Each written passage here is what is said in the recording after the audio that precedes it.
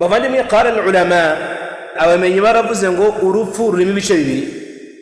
Urupfu rurimo ibice bingahe? Bibiri. Igice cya mbere ni al-mautatu as-sughra, ni urupfu rutoya. Igice cya mbere ni al-mautatu as-sughra, ni urupfu rutoya, arirwo an-nawm, arirwo bitotsi, arirwo bitotsi. Bavandimwe ibingibi nanone tubikomora muri Qur'an, suratu az-zumar aya 42, suratu az-zumar aya 42. Allah aratubwira ngo Allahu yatawaffa al-anfusa hina mautiha, ngo Allah subhanahu wa ta'ala niyo wisubiza roho igihe cyazo iyo cyageze. Allahu yatawaffa al-anfusa hina mautiha, ngo Allah subhanahu wa ta'ala niwe uha roho z'abantu kugira gute gupfa, yani abantu bagatabaruka hina mautiha, igihe cyo gupfa iyo cyageze gute cyageze. Wallati lam tamut fi manamiha, nazaro zitafuye mu gihe cy'iki, mu gihe cy'ibitotsi. Fayumsiku allati qada 'alayha al-mauta, Allah subhanahu wa ta'ala agafata za roho yandikiye gupfa igihe cy'iki cy'ibitotsi. Fayumsiku allati qada 'alayha al-mauta, wa Allah subhanahu wa ta'ala agafata za roho yandikiye ko zizapfa mu gihe cyo kuryama. Ni handi tubyuka tukavuga ngo inna lillahi wa inna ilayhi raji'un, uko umuntu yabyutse yani bwacyarangije kujya gute gutabaruka.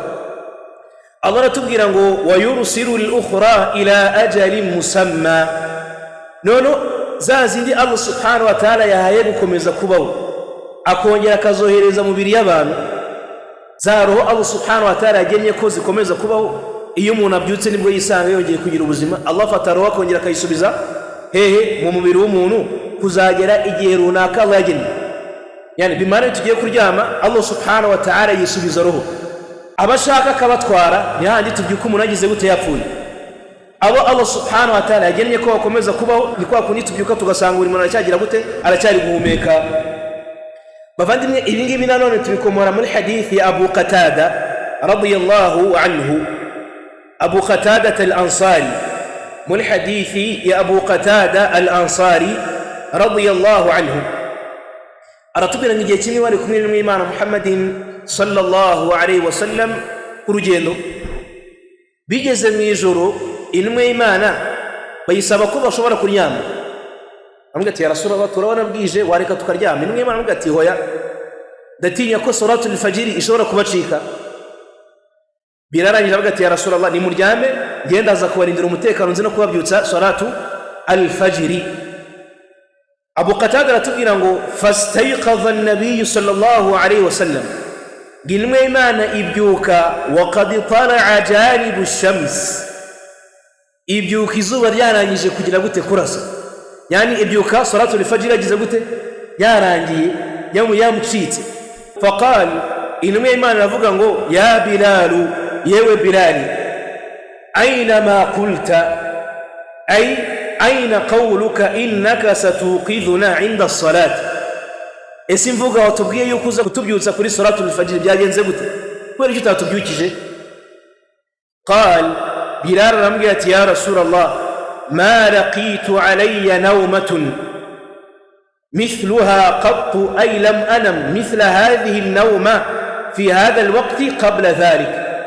Ambwira ati ya Rasulullah ibitotsi naraye ndyamye sinigeze mbiryama na rimwe mu buzima bwanjye, niba mu salatul fajr yagize gute nanjye byanciyeho sinabasha kubabyutsa.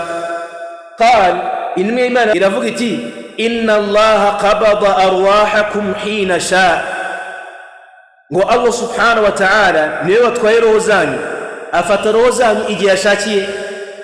Kwa kuntu umuntu aba yicaye agashiduka tayari yarangije gusinzira. Aratubwira ati waraddaha alaykum hina shaa, ay waraddaha 'inda al-yaqadha, na Allah subhanahu wa ta'ala niwe wasubiza roho zanyu igihe yashakiye. Bimana iyo tugiye kuryama Allah yisubiza iki roho, iyo tubyutse Allah kongera akagira gute akazidusubiza.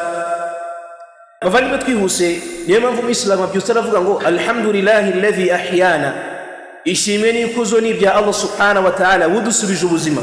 Kubera iki? Ba'da ma amatana, kuko twari turi nyuma yuko twagize gute twapfuye. urupfu rugambira ahangaha ni urupfu rutoya. Arangirira avuga ngo badama amatana, nyuma uko twari twapfuye urupfu rutoya.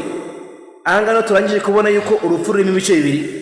Igice cya mbere ni al-mautatu as-sughra, ni urupfu rutoya ari rwo bitotsi rwa rundi dupfa twese iyo tugiye kuryama. Igice cya kabiri ni al-mautatu al-kubra, ni urupfu rukuru ari rwo rwa rundi iyo umuntu apfuye azongera kugaruka ku isi umunsi w'imperuka. Ariho Allah tubwira ngo wama kana li nafsin an tamuta illa bi idhnillahi kitaban muajjala.